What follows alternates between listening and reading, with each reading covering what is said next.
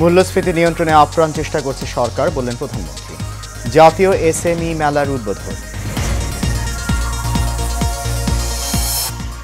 Metro রেলে ভাড়ার উপর ভ্যাট বসানো এনবিআর এর ভুল সিদ্ধান্ত ছিল, বললেন ওবায়দুল কাদের।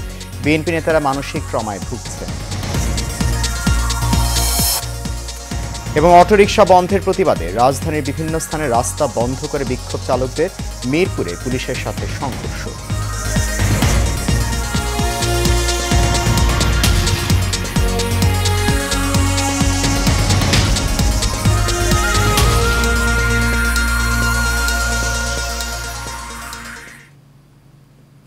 সবাইকে স্বাগত জানাচ্ছি এশিয়ান প্রাইম নিউজে। আপনাদের সাথে আছি আমি সৈয়দ মাহিউজ্জামান মুখর। শুনছিলেন বিআরবি কেবল ইন্ডাস্ট্রিজ লিমিটেড সংবাদ শিরোনাম। যাচ্ছি পুরো খবরে। প্রধানমন্ত্রী শেখ হাসিনা বলেছেন, শুধু পণ্য উৎপাদন করলেই হবে না, পণ্য উৎপাদনের সঙ্গে বাজারজাতকরণের দিকেও নজর দিতে হবে। তিনি আরও বলেন, তরুণ প্রজন্মের উদ্যোক্তা হিসেবে গড়ে তুলতে ক্ষমতায় এসে কাজ শুরু করেছে আওয়ামী লীগ সরকার। সকালে বঙ্গবন্ধু আঞ্চলিক সম্মেলন কেন্দ্রে 11তম জাতীয় ক্ষুদ্র ও মাঝারি শিল্পের পণ্য মেলায় উদ্বোধনী অনুষ্ঠানে এই কথা বলেন তিনি। বিস্তারিত রকিব মানিকের রিপোর্টে। সকালে বঙ্গবন্ধু আন্তর্জাতিক সম্মেলন কেন্দ্রে 11তম জাতীয় ক্ষুদ্র ও মাঝারি শিল্পের পণ্য মেলায় উদ্বোধনী অনুষ্ঠানে বক্তব্য দেন প্রধানমন্ত্রী শেখ হাসিনা। তিনি বলেন, শিল্প গড়ে তোলার পাশাপাশি বর্জ্য ব্যবস্থাপনার অবশ্যই করতে হবে। সামান্য কেমিক্যালের পয়সা বাঁচাতে দেশের সর্বনাশ করা যাবে না। কর্মক্ষমতা, মানুষের উদ্যম, মানুষকে যদি আমরা কাজে লাগাতে পারি, তাই সোনার মানুষগুলিই তো উপযুক্ত হবে এবং আমাদের সোনার বাংলা গড়ে তুলবেন। এবং আজকে আমরা কিন্তু অনেক দূর এগিয়ে গেছি, অন্তত এই 15 বছরে বাংলাদেশ অনেক এগিয়ে গেছে। তবে এই ক্ষেত্রে আমি মনে করি যে আমাদের এবং কৃষি যান্ত্রিকীকরণের কথাটাও কিন্তু জাতিপিতা বঙ্গবন্ধুই শুরু করেছেন এবং সেটাও তিনি বলেছেন। আমরা এখন সেই কৃষি যান্ত্রিকীকরণ করার সাথে সাথেই আমরা খাদ্য উৎপাদন, আমাদের কৃষিজাত পণ্য যেগুলি আমাদের উৎপাদন করলে আমাদের অর্থনীতিতে কাজে লাগবে এবং তারই ভিত্তিতে শিল্পায়ন। সরকার প্রধান বলেন, বিশ্ব অর্থনীতির প্রভাব পড়েছে বাংলাদেশেও। আমদানিযোগ্য প্রতিটি পণ্যের দাম বেড়েছে, তবে মূল্যস্ফীতি নিয়ন্ত্রণে কাজ করছে সরকার। বিদেশের প্রত্যেকটা জিনিসের দাম, যেগুলো আমাদের আমদানি করতে হয়, সব কিছুর দাম বেড়েছে, যার একটা প্রভাব আমাদের দেশে পড়ছে, যেটা মূল্যস্ফীতিতে বিরাটভাবে বাধা সৃষ্টি করছে। মূল্যস্ফীতি বৃদ্ধি পেয়েছে। যদি এটাকে আমরা আরও নিয়ন্ত্রণ করবার আপ্রাণ চেষ্টা করছি, সেটা একমাত্র করতে পারবো যাতে আমরা নিজস্ব উৎপাদন বাড়াতে পারবো। বক্তব্য শেষে একাদশ জাতীয় ক্ষুদ্র ও মাঝারি শিল্প পণ্য মেলার উদ্বোধন ঘোষণা করেন প্রধানমন্ত্রী। অভিনন্দন জানাই, শুভেচ্ছা জানাই এবং আমি বলি আগামী দিনে আরও ভালোভাবে আপনারা এগিয়ে যান এবং আরও নতুন নতুন উদ্যোক্তা তৈরি হোক, যাদেরকে আরও বেশি করে আমরা পুরস্কার দিতে পারি। রকিব মানিক, এশিয়ান টেলিভিশন, ঢাকা। মেট্রো রেলে 15% ভ্যাট বসিয়ে ভাড়া বৃদ্ধির এনবিআর এর সিদ্ধান্ত ভুল ছিল বলে মন্তব্য করেছেন সড়ক পরিবহন সেতু মন্ত্রী ওবায়দুল কাদের। রাজধানীতে মেট্রো রেল ব্র্যান্ডিং সেমিনারে এই কথা বলেন তিনি। আসলে বিএনপি এর নেতারা মানসিক ট্রমায় ভুগছে। যা খুশি তাই বলেন, ফিস্ট্রাক, এসবের বাস্তবতা নেই। তারা বাস্তবতা থেকে অনেক দূরে অবস্থা। রাজধানী মিরপুর বেনারসি পল্লবীতে অটোরিকশা চালকদের সঙ্গে পুলিশের ধাওয়া পাল্টা ধাওয়ার ঘটনা ঘটেছে। প্রত্যক্ষদর্শীরা জানায়, দুপুর 2:45টার দিকে আন্দোলনরত শ্রমিকদের সঙ্গে কথা বলতে মিরপুর 10 নম্বর এলাকায় আসেন ঢাকা 16 আসনের সংসদ সদস্য ইলিয়াস মোল্লা। তিনি আন্দোলনকারীদের সড়ক ছেড়ে দেওয়ার অনুরোধ করেন এবং অটোরিকশা চালকদের বিষয়ে আলোচনার আশ্বাস দেন। তার আশ্বাসে চালকদের একটি অংশ আন্দোলন শেষ করে ফিরতে সম্মত হয়। তবে শেওড়াপাড়া থেকে আসা শ্রমিকদের একাংশ লাঠি হাতে হইহুল্লোড় করে এসে আবারও অবরোধ শুরু করে। এ সময় পুলিশ তাদের সরে যেতে বললে তারা পুলিশের উপর ইট পাটকেল নিক্ষেপ করে। এক পর্যায়ে পুলিশও পাল্টা ধাওয়া দেয়। বিকেল 3:30টার দিকে পুলিশ বিক্ষোভকারীদের ছত্রভঙ্গ করে পরিস্থিতি নিয়ন্ত্রণে আনে।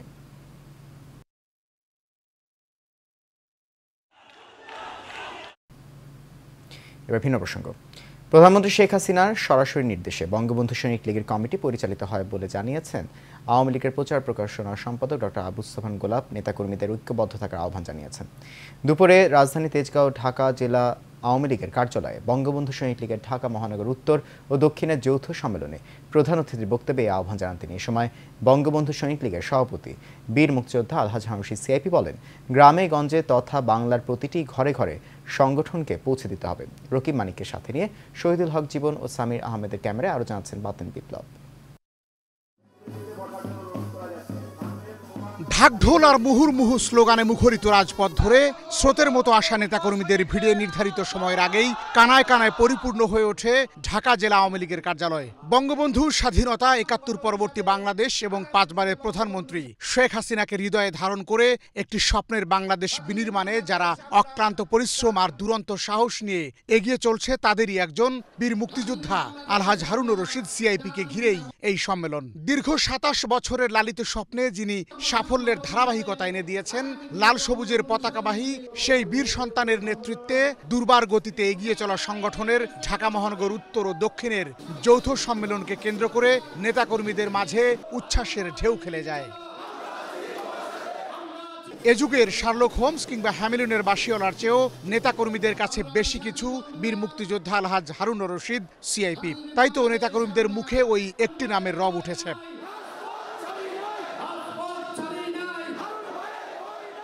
মহানগর নেতৃবৃন্দের পর কেন্দ্রীয় নেতাদের বক্তব্যের শুরুতেই আগমন ঘটে সম্মেলনের প্রধান অতিথি ডক্টর আব্দুস সোবহান গোলাপের। এ সময় ফুলেল শুভেচ্ছায় সিক্ত করার পাশাপাশি উত্তরীয় পরিয়ে বরণ করে নেন বীর মুক্তিযোদ্ধা আলহাজ হারুন রশিদ সিআইপি।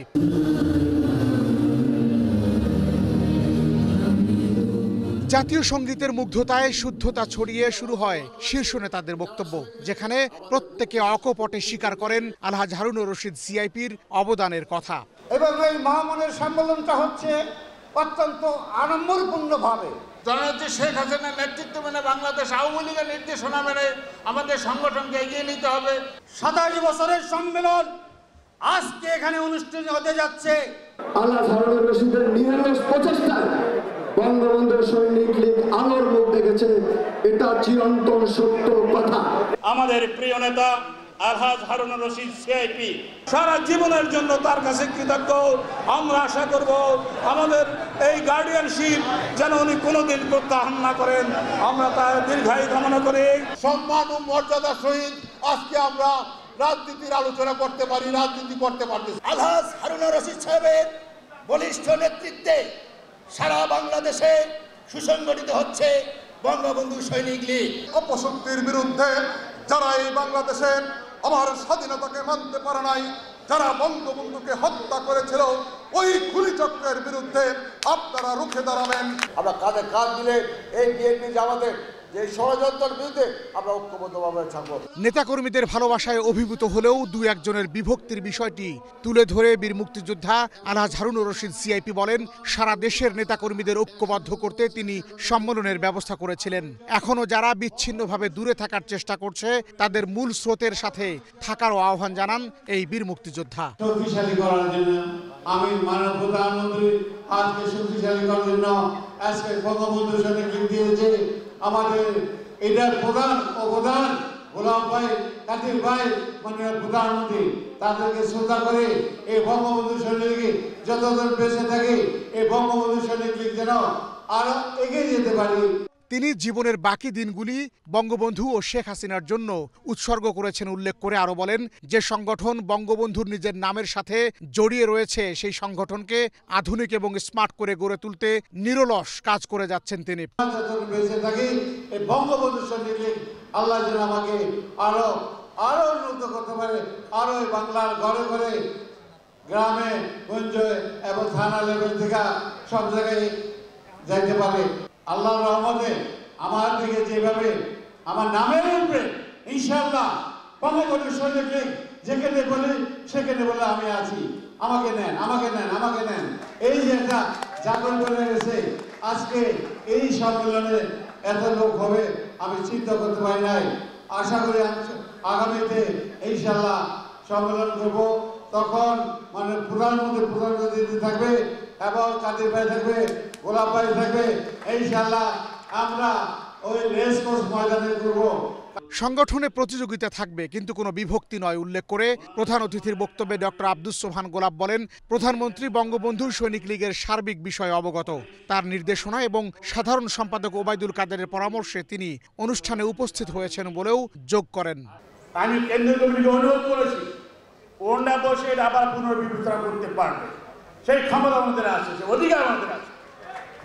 কাজে আপনারা এখানে হাউসটা শান্তিপূর্ণভাবে রেখে মাননীয় প্রধানমন্ত্রীর নির্দেশে ওবায়দুল কাদেরের পরামর্শে কিন্তু আমি এখানে আসছি।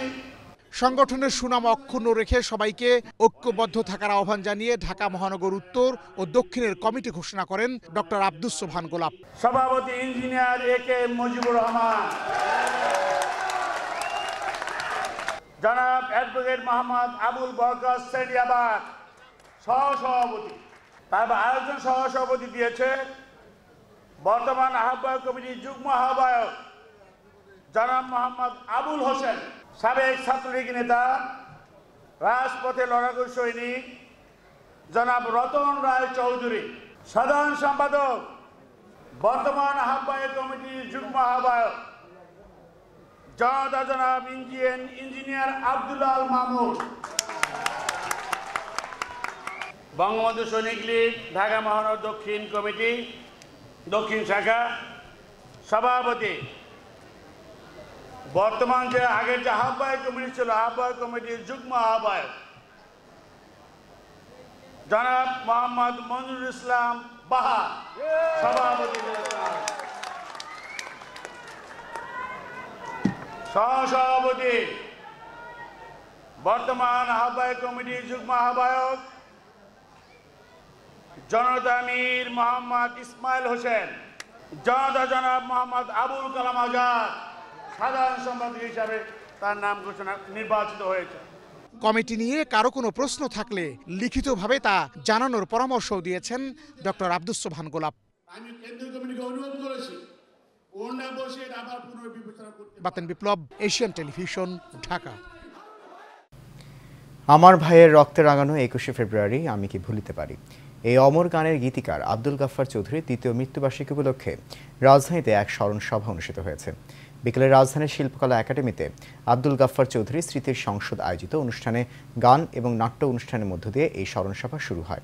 এ সময় স্মৃতিচারণ করেন এবং বক্তারা বলেন, বাংলা ভাষায় যে অতুলনীয় ভূমিকা ছিল তা কিছুটা তুলে ধরা হলেও সব বলা সম্ভব নয়। তার মৃত্যুতে দেশ শুধু একজন সাংবাদিককেই হারায়নি, দেশ হারিয়েছে এক অমূল্য রত্ন। তার মৃত্যুতে দেশের যে ক্ষতি হয়েছে তা কোনোদিনও পূরণ করা সম্ভব নয়। ঠিক পশ্চিমবঙ্গ অনুষ্ঠানের প্রধান অতিথি বাংলাদেশের মাননীয় কেরানীগঞ্জ কালিন্দিনী ইউনিয়নের খাগাইল জিয়ানগর মোড় এলাকায় জেনেরিক অ্যাগ্রো নামের একটি অবৈধ জুস তৈরির কারখানায় অভিযান পরিচালনার সময় প্রায় 25 ধরনের অবৈধ মালামাল পাওয়া যায়।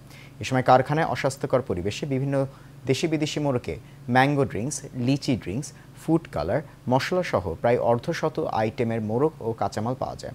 অভিযানে অবৈধভাবে এই সকল পণ্য তৈরি ও বাজারজাত করার অপরাধে কারখানার মালিকপক্ষের শেখ মোহাম্মদ সানাউল্লাহ সহ 3 জনের উপস্থিতিতে মালিকপক্ষকে 10 লক্ষ টাকা জরিমানা করার পাশাপাশি কারখানা ও কারখানা কম্পাউন্ডে মালিকপক্ষের অন্যান্য ব্যবসা প্রতিষ্ঠানের সকল কার্যক্রম বন্ধ করে দেওয়া হয়।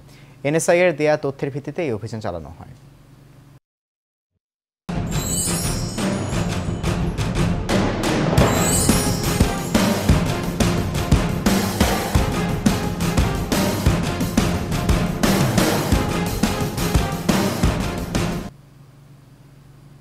এবার উপজেলা নির্বাচনের খবর। রাত 12টার পর থেকেই শেষ হচ্ছে ষষ্ঠ ধাপের নির্বাচনী প্রচারণা। শেষ সময়ে এসে প্রচারণায় ব্যস্ত প্রার্থীরা। দিন ব্যাপী চেয়ারম্যান প্রার্থী কামাল উদ্দিন শিকদার তার আনারস প্রতীকে জনসংযোগ করেছেন, দিয়েছেন নানান উন্নয়নের প্রতিশ্রুতি। পরে কালিয়াকৈর বাস টার্মিনালে এসে নির্বাচনী মতবিনিময় সভা করেন। এ সময় উপস্থিত ছিলেন চেয়ারম্যান পদপ্রার্থী কামাল উদ্দিন শিকদার, পৌর আওয়ামী লীগের সভাপতি শিকদার জহুরুল ইসলাম জয়, গাজীপুর জেলা আওয়ামী লীগের সাংগঠনিক সম্পাদক আকবর আলী সহ অন্যান্য নেতাকর্মীরা। পাবনার ভাঙ্গুড়া উপজেলা নির্বাচনের প্রচারণার শেষ মুহূর্তের খবর জানিয়েছেন সহকর্মী শফিক ইসলাম। এই মুহূর্তে দাঁড়িয়ে আছি গোলাম হাসনাইন রাসেল, জনাব গোলাম হাসনাইন রাসেলের সামনে। উনি ভোটারদের কাছে কি ধরনের প্রত্যাশা করছেন এবং কি ধরনের ফল প্রকাশ হবে বা ফলাফল প্রত্যাশা করছেন সে নিয়ে একটি কথা বলবো।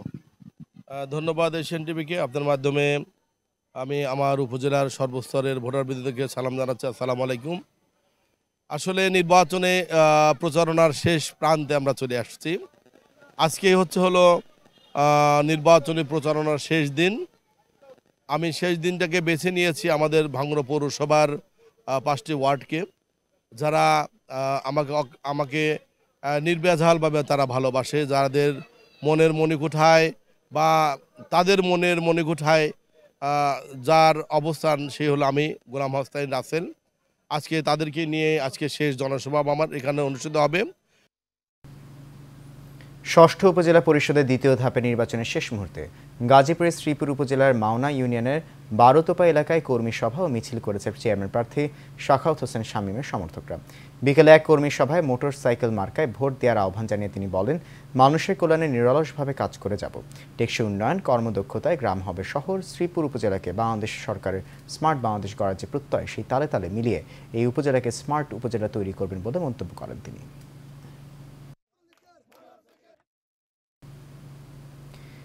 ফেনীর দাগনভূঞা উপজেলা পরিষদ নির্বাচন সামনে রেখে বিভিন্ন ইউনিয়নে পথসভা ও প্রচারণায় ব্যস্ত সময় পার করছে প্রার্থী ও সমর্থকরা।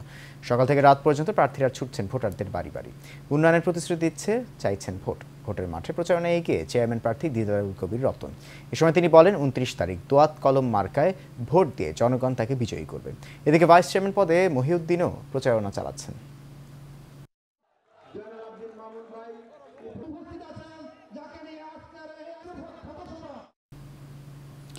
দ্বিতীয় ধাপে ষষ্ঠ উপজেলা পরিষদ নির্বাচনে চাঁদপুর সদর উপজেলা থেকে চেয়ারম্যান পদে মোটরসাইকেল প্রতীকের প্রার্থী আলহাজ মিজানুর রহমান কালু ভূঁইয়া নির্বাচন থেকে সরে দাঁড়ানোর সিদ্ধান্ত নিয়েছেন।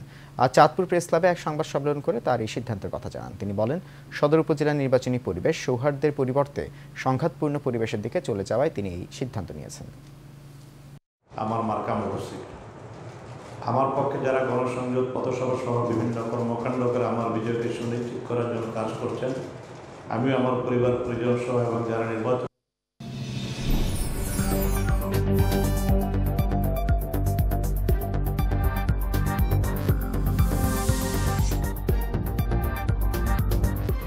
HM Expert B500 CWR স্বাধীনতার সুবর্ণ জয়ন্তীতে নতুন বাংলাদেশ গড়ার প্রত্যয়।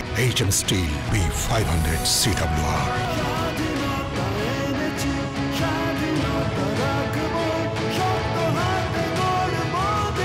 HM Steel।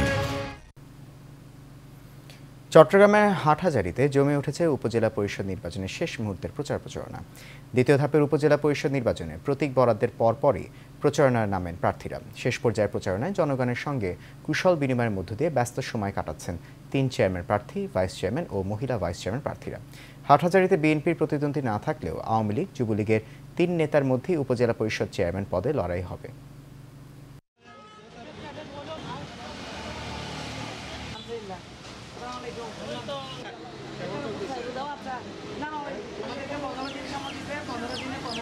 আমরা চাই আমাদের উপজেলাতে যেন এমন একজন প্রার্থী আসেন যিনি এই হাটহাজারীকে পরিপূর্ণতা যা অভাব রয়েছে তা পূরণ করতে পারে। আমরা চাই জনগণের সুন্দরভাবে সেবা দিতে পারে এরকম একটা প্রতিনিধি চাই। মহিলা ভাইস চেয়ারম্যান হিসেবে নির্বাচিত হয়ে হাটহাজারী গরিব দুঃখী মেহনতি মানুষের পাশে দাঁড়াবো। পর্যায়ক্রমে যতটুকু সম্ভব আমি হাটহাজারী উপজেলা পরিষদের মাধ্যমে সরকারি প্রচেষ্টায় আমি কাজ করার জন্য মন স্থির করেছি। শেষ করবো এশিয়ান প্রাইম নিউজ। তার আগে বিআরবি কেবল ইন্ডাস্ট্রিজ লিমিটেড সংবাদ শিরোনামগুলো জানিয়ে দিচ্ছে আরও একবার।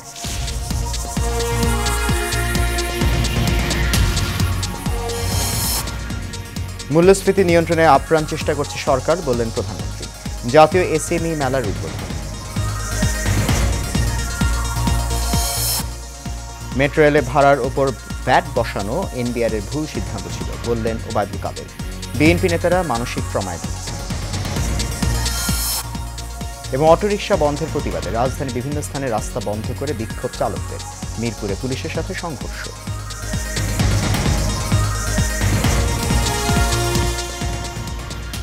এশিয়ান প্রাইম নিউজ এ পর্যন্তই। আমাদের পরবর্তী আয়োজন দেখার আমন্ত্রণ রইল। সঙ্গে থাকার জন্য ধন্যবাদ সবাইকে। শুভরাত্রি।